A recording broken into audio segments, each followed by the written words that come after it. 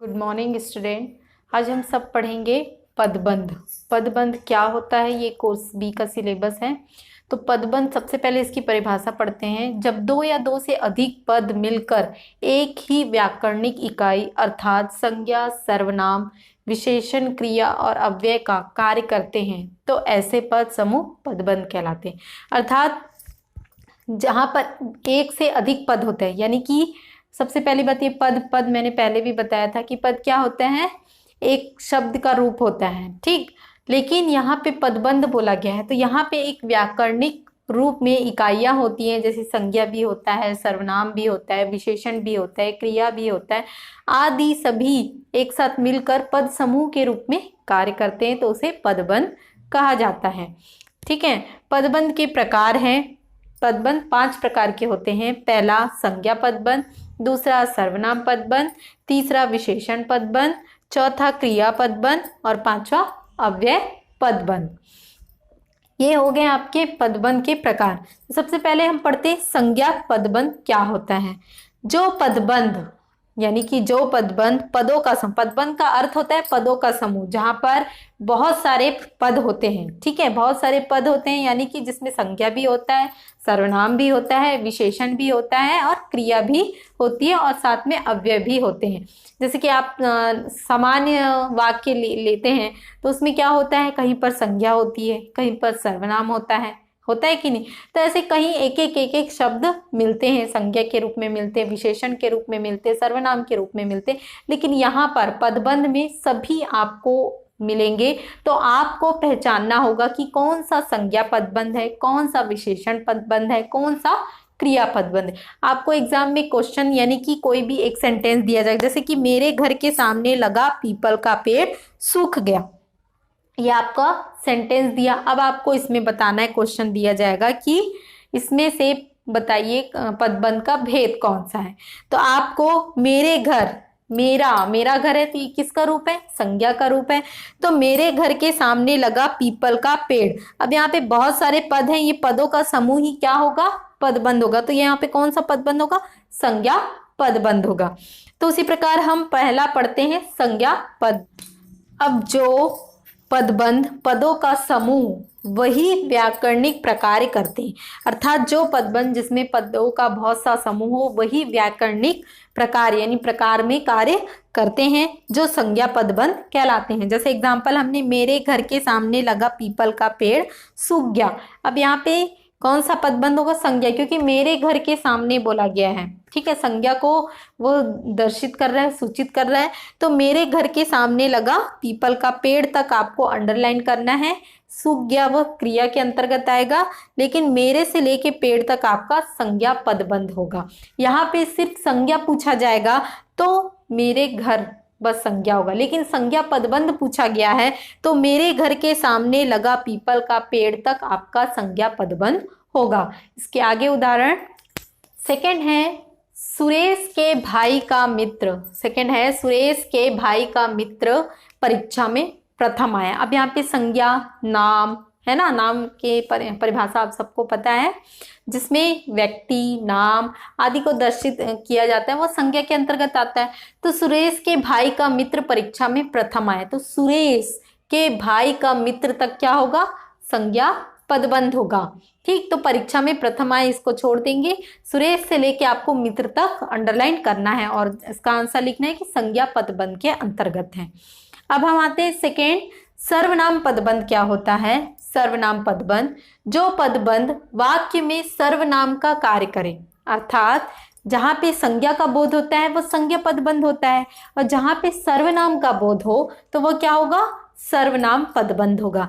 जैसे कि अब आपके दिमाग में यहाँ पे एक क्वेश्चन उठेगा कि जैसे मेरे मित्रों में से कोई समय पर नहीं पहुंचा। ठीक है, मेरे मित्रों में से कोई समय पर नहीं पहुंचा, तो यहाँ मेरे आया है, यहाँ पर भी मेरे आया, पहले एग्जाम्पल में भी मेरे था संज्ञा वाले में, तो यहाँ पे भी तो देखिए मेरे घर बोला है और ये मेरे मित्रों, तो यहाँ पे मित्र आए हैं। ठीक है, जैसे कि आप कभी किसी से परिचित कराते हैं, ये मेरे मित्र हैं, बोलते हैं कि नहीं, तो ये मेरे मित्र वो व्यक्तिगत के अंतर्गत नहीं है, कभी दूसरे को इंगित कर रहे हैं। तो यहाँ के मेरे मित्रों में से कोई समय पर नहीं पहुंचा, तो मेरे मित्रों से लेकर कोई तक क्या होगा, सर्वनाम पदबंध होगा।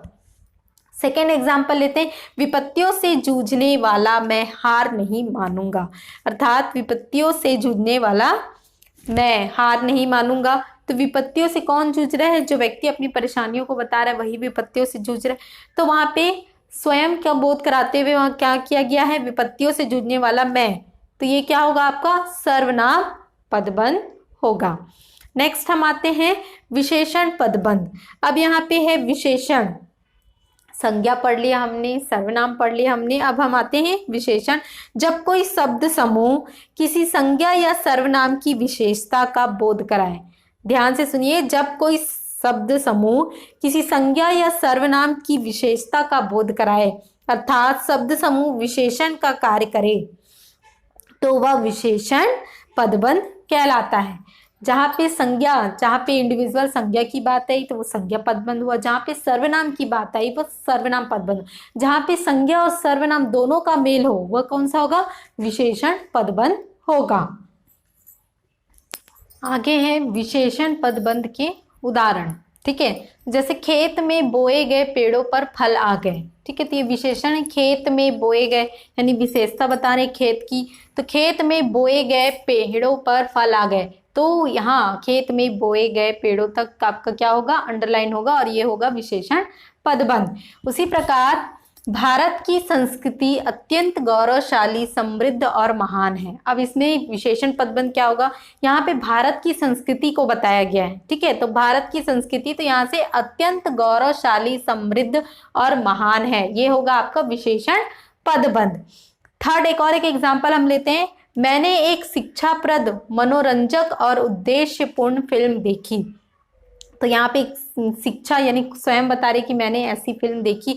तो एक शिक्षाप्रद, मनोरंजक और उद्देश्यपूर्ण, ये होगी विशेषता, यानी उस फिल्म की विशेषता बताई जा रही है। तो जो विशेषता है उसी को आपको अंडरलाइन करना है। ठीक है, तो ये होगा विशेषण पदबंध। नेक्स्ट हम आते हैं क्रिया पदबंध। तो जहाँ पे क्रिया का प्रयोग होगा वो होगा आपका क्रिया पदबंध। अब क्रिया के पदबंध में आपका जैसे कि आप सिंपल मैं खाना खाता हूँ। ठीक है, तो यहाँ पे क्रिया क्या हुई? खाता हूँ। मैं सोने जा रहा हूँ, तो ये रहा हूँ क्या होगा? आपका क्रिया होगा।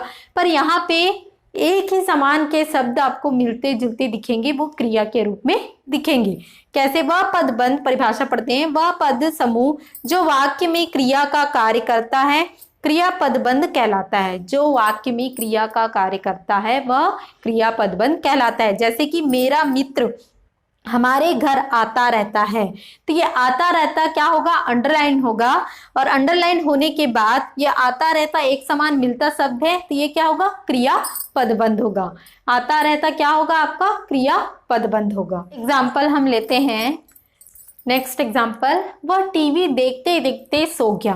तो देखते देखते सो गया, तो ये सो गया, जैसे कि पहले हम सामान्य वाक्य बताते थे तो सो गया को क्रिया के रूप में अंडरलाइन करते थे, बट यहाँ पे पूछा गया है पदबंध। तो क्रियापद, अगर क्रिया पूछी जाएगी तो सिर्फ सो गया होगा, लेकिन क्रिया पदबंध पूछा गया है तो देखते देखते सो गया, ये होगा आपका क्रिया पदबंध। ठीक है, अब हम नेक्स्ट आते हैं अव्यय पदबंध। अव्यय पदबंध क्या होता है? अव्यय में जैसे साथ है, ठीक है, ऐसे शब्दों का प्रयोग किया जाता है जो बहुत सारे अधूरे वाक्यों को पूर्ण करता है, जो उसमें और थोड़ी ही गुणवत्ता लाता है, वो होगा अव्यय। मैं शॉर्टकट परिभाषा बता रही हूँ आपको, शॉर्टकट रूप में बताई हूँ।